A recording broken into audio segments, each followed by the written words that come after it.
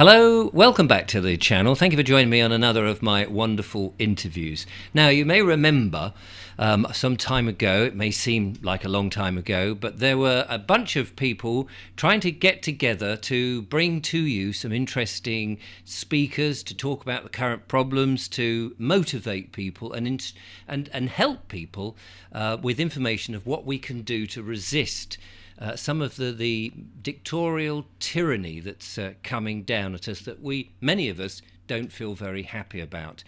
And one of the lovely speakers that I spoke to was Liz Phillips, who's heading up the Great Resist. And back in, when was it? I'm just trying to remember. I think it was in June or July time. There was a meeting in, was it in, let's bring Liz on. Hello, Liz. Hello, Richard. Thank you so much for having us on again.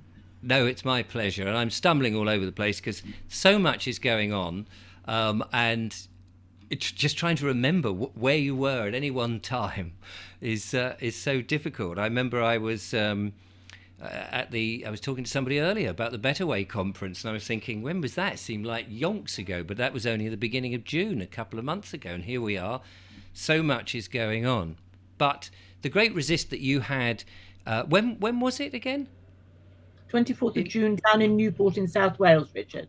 That's it. And I couldn't make it. That's probably why it wasn't, because I was somewhere else at the time, but I sent in a video which you very kindly played.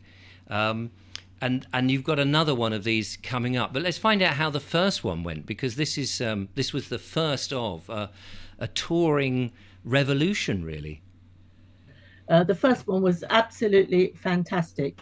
I was too scared, Richard, you'll probably know about this, because how the ticket sales were going, because I thought, I've got 18 wonderful speakers and I can just imagine that we have 10 people turn up. What am I going to do? Well, in the event, we had a full house, which was just under 200 people, which for a launch in South Wales, I thought was wonderful. And the most wonderful thing about it is not only do we have the known speakers like yourself who are very articulate, but so were the unknown local speakers. They did themselves, their groups they represent, and us, they did us all proud. There wasn't one that let the side down or spoke too long or anything. They were just wonderful. The atmosphere in the hall, the energy that came out of those people and the audience was incredible. Yeah, that's amazing. I wish I'd been there. Well, I can tell you went down very, very well indeed. But we had a number of people that couldn't be there. We had the wonderful David Vance from Northern Ireland and Alistair McConaughey from Scotland, talking alongside Jason Lloyd Davis about keeping the UK united, because united we actually stand together. And David and Alistair had to do videos as well because they couldn't be there. But we covered a lot of subjects. We had the great Godfrey Bloom, who's also coming to us in Peterborough on the 2nd. And Godfrey is always value for money, as you probably know. He's a dour, bluff Yorkshireman who I've known for a very long time and love dearly, because my husband's a dour, bluff Lancastrian. So apart from that's the only difference, but he's wonderful. And so we covered a lot of ground, but we've not just covered, Richard, as you said in your introduction, not just covered the problems, it's coming up with the solutions, and solutions that ordinary people can take. And I've going to launch at Peterborough. I've done a 2-hour training session, or a talk session if you like to go out for village halls and etc., or a 20-minute version of it to speak at groups like the WI or Towns Women's Guild, the Lions Round Table, whatever, because a lot of people would like to hear more about what is going on in their own groups like that. And this is how I've done it before. So I've developed a program not for me to take out, but for other people to take out, which are totally interactive with the audience, because there's nothing worse than somebody's being stood up there for 2 hours spouting off. So all my talks, because I'm a lazy speaker anyway, all my talks are totally interactive. So we've developed that. So that's what people to take out. So we are working very hard, Richard, for solutions. And that's the key thing, isn't it? As we spoke off camera before we started to recording, we know what the problems are. Of course, there's still a lot of people who perhaps are aware a little bit that things aren't quite right, and there's a lot of initiatives, let's say, from the government and that are coming down to them, which they may feel, oh, there's a lot of very odd things going on, but they may not know the deep understanding and the full what would you call it, the full schedule of events that perhaps the cabal or the elites, whatever you want to call the people, the WEF, who have this one world government. And often, if you talk to people and you start spouting about everything all at once, you say, oh, there's this, and then there's this, and then there's this, they start to begin to label you as a conspiracy theory because there's too much. And so it is that very gentle waking people up to some of these facts. I was so heartened by people that came. They came from all over the country, would you believe, to Newport. We had some people from just around the corner who had seen the posters up, etc. But we had people from East Anglia, from the West Midlands, Wow. from Somerset, so it was wonderful. But it was people who, a lovely couple from Somerset came up to me and said, we're a bit new to this, but we're so pleased of what you've done. It's what we thought, but we weren't sure. Yes. And that's so important, So isn't it? Exactly, that you're open to those people who perhaps are just beginning to question, that it's not for the die-harders who already know, and the echo chambers that just like to have it reassured to them. Whereas this is very much about introducing those people who are beginning to question what's going on. Yeah. So what we decided to do, Richard, is to move this round the country, and we're 2nd of September. We're now in Peterborough in Cambridgeshire at the Holiday Inn in Peterborough. And I've got let me put this poster up here that we've got. So yes, the Holiday Inn in Peterborough on the 2nd of September from 12 till 6, as you can see, doors open from 11 a.m. The Great Resist Conference, tickets £5. And I'll put a link available on FATSEM website. Yeah, I'll put a link to that in the description so people can find out what that's about.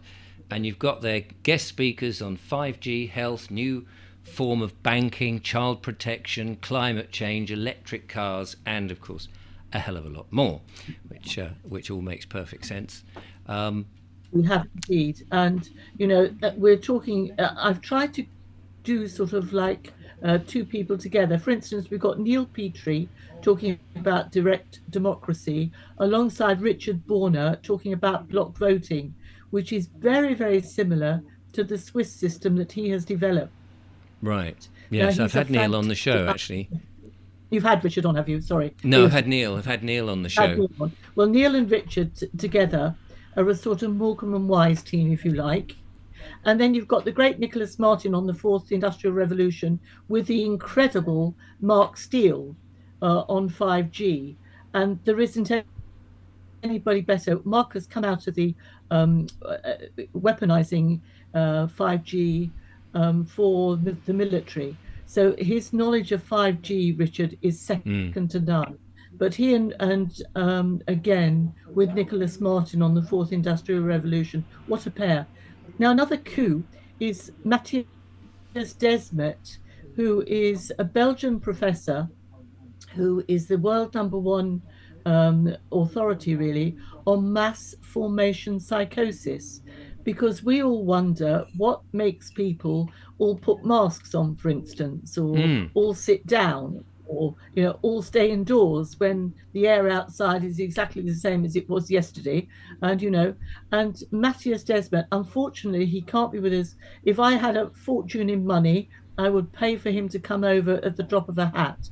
But he's been interviewed by such people as Tucker Carlson in America, and his interviews go all over the world. So we've done an interview, or doing an interview for that, so people can understand what makes people all follow like a line of sheep, if you like, even when they know it's wrong. Yes. Also what you can do about it. And Matthias is an absolute, he's a phenomenal speaker. His English is absolutely perfect, thank God. And but you know that in itself is worth listening to. It does make you see, you know, why did the Nazis follow Hitler and take people to concentration camps when they knew it was wrong? You know, it's this sort of psychosis, mass formation psychosis. So I've got him talking, which I think is excellent, and I people will think that, love. I It's think also that's so important because we saw. Sorry to interrupt you there, Liz, but we saw during the whole vaccination process that people were quite nasty to one another, and yet, you know, we're all on the same side, and we're all trying to do what's right. But some people were being very nasty, following the government's guidelines, but also all that sort of business about snitching on your neighbour if you saw somebody wandering outside. Why would people do that? So I should be fascinated to hear that talk. no, he's absolutely wonderful. And one thing that he did say in a talk that I listened to with him is he said the higher the education, the more likely people are to follow, which I thought was a very interesting take. And when you look at it, Richard, we've all gone on these marches in London, and they're mostly your artisans, your car mechanics, and your builders. You know, we have tree surgeons, etc., on these Mm. marches. Where are the educated people? And That's so I yes, that's found it so absolutely interesting. fascinating.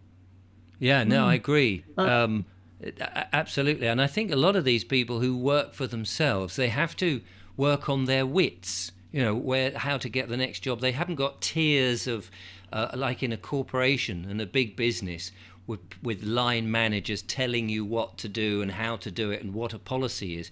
You have to live off your own wits and work out your systems, which makes you, I believe, critical thinkers. You're using common sense. So during the whole pandemic, people were questioning because that's just part of people who work for themselves or in very small family run businesses is what they do. yeah. And they have to. And also, I think probably they're better read, in as much as they look holistically at everything that's going on, you know, and they can see if they're working outside as a carpenter or what have you during the day. How come today that there was no Yes, COVID in the air, but tomorrow we've all got to be locked inside? It makes no sense to them, as it didn't to most of us. that's But right. it's the way people follow is the educated that follow, which I found absolutely fascinating. So that'll be good. And also, Richard, we've got Godfrey Bloom again, as I've already mentioned, but we've also got Jason Noble. Now, Jason has got an alternative to the corrupt banking system. Now, you've actually interviewed him, as I have. That's quite correct. Yes, that's And right. you know, when you look at if you look at Jason, I think there is a couple of other people doing not the same as Jason, but similar, where you've got currency which goes back to the original system of being backed. You know, this paper money that they're floating about, central bank digital currency, makes it means they can literally do what they like, and there's no backing to this currency at all. You might as well play Monopoly, mightn't you? Mm. Mm. It's Yeah, just absolutely. With the it's bankers in charge all the time. you know so yeah. So we've got Jason alongside Godfrey. Then we've had Neil McRae before, and the speeches that these people are doing are different. But Neil is doing, you have to smile, from Lloyd George to Boris Johnson, the population bombers. Now, you know, you can imagine it because Neil will tell you, and his research is second to none. He's also great fun, and so from Lloyd George to Boris, you know. So there we go. It's a different Yes. take again, on who is doing and why. And then we've got Kimberly Isherwood coming again.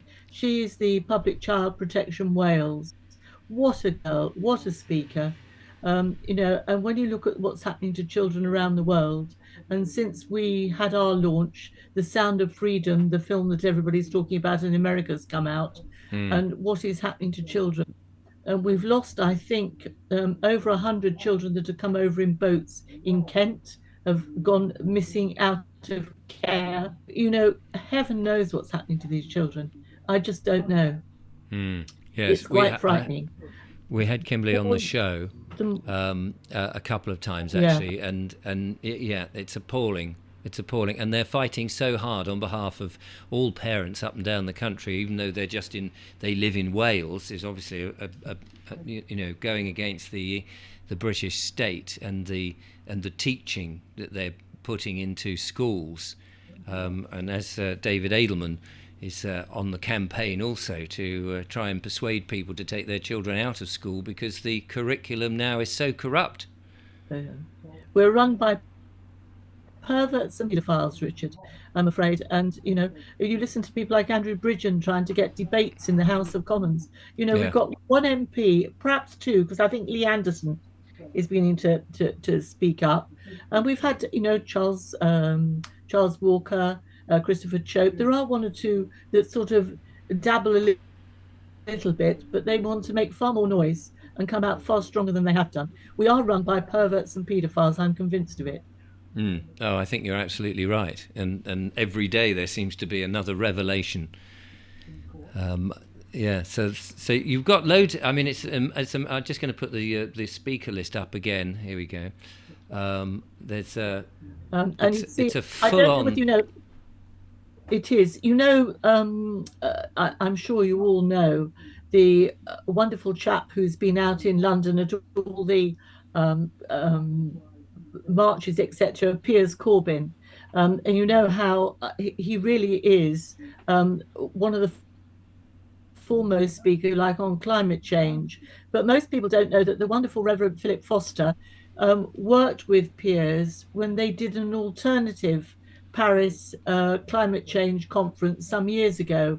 And Philip has written many, many articles. And Philip is going to be actually, if he's not moving that weekend, sadly, he's in a house move, he'll be with us. And if ever you want to listen to an inspirational speaker, the Reverend Philip Foster is one whose background is in physics. So he's absolutely incredible. And of course, we've got Roger Arthur talking about the wonderful electric cars that seem to be, you can't, if you've got one, don't try and sell it secondhand because nobody wants them. I think that's really where we're coming to from there. So we Yes. have got a wonderful set. We've got Justin Walker coming from the Great Rising, and opening up is somebody called Richard Vobes, who you may Oh know. gosh, opening up. Blimey, I didn't know that. Open up. There's a Yes, you're responsibility for you're me. numero uno. Oh gosh. Well, I'll try Numero. and give everybody a bit of a smile as we get into But the day. can I just tell you, if it's anything like Newport, Richard, it'll be a wonderful day. And there was lots of smiles and lots of laughter because people remember more when you do things with a smile than you ever do. This is why when you've got people like Neil McRae talking about from Lloyd George to Boris Johnson, you know very well you're going to have a smile, because Yes. he will tell you exactly what the history behind all this is, this depopulation. But he'll do it with a smile because that's the only way we know. And we always open. We've taken on board Right Said Fred, who have done It's a Spiritual War. You and I are both old enough to know Right Said Fred, the Yes. Fairbrass brothers. And we open up with It's a Spiritual War, and we close down with It's a Spiritual War because it's the tapestry behind it is done by the equally wonderful Bob Moran, the cartoonist, and Oh it's wow. absolutely fantastic. So we're looking forward to a wonderful day, Richard. 2nd of September. As many people as possible that we would love to have there, and to give people something to go away with and something to work on instead of just talking. Yes. Well, I will ensure that the poster that we've just flashed up is also on my website, which is richardvose.com, and also the lineup of speakers so that people can go and see who's going to be there. And including that strange bald bloke who will be opening at 12 o'clock, which will be interesting. You're intending to do many of these, is that right? Sorry? You're intending to sort of get on the road and take Yes, and this. the following on from that, but don't deter everybody, is the 11th of November, what a wonderful day to have the next one will be in Manchester. And I'm Right. hoping that if people are going to stop over, we can all go to a cenotaph in Manchester on the Sunday morning, which would be the morning after, if you like, because the 11th is a Saturday this year. So the 11th of November, Armistice Day, of course. So many of us will go on to the cenotaph on, because I think I've said this to you before, Richard. I think if we don't do something, we've let Mm. down 3 generations. We've let down the past generation, we've let down our own generation, and we're letting down future generations if we don't get this sorted out. And the only way it's going to be sorted out, you said it before, is from the bottom up. I'm not having Yes. any, no politicians, or we don't want to know. There's only a good couple of politicians we've got. I don't want to know. This has got to come from the people. No, I absolutely, totally agree. And our ancestors have fought for freedom in those last two wars, and it is a war that we're in. It's not a war with bombs being thrown at us or dropped out of aeroplanes. It's a psychological war, and we're being nudged. And sometimes we're thinking that we're being nudged in the right direction by a beneficial government, and the people behind the government. And we do have to really question, is it for our benefit? And if it isn't, then we do need to resist. And that's clearly what the Great Resist is about. Richard, thank you so much. And we can't wait to see you actually in person. And we've done these interviews and what have you, but I'm looking forward to seeing you in the flesh, as it were. Absolutely. Well, there's And a great as big many hug people. waiting for you, Liz.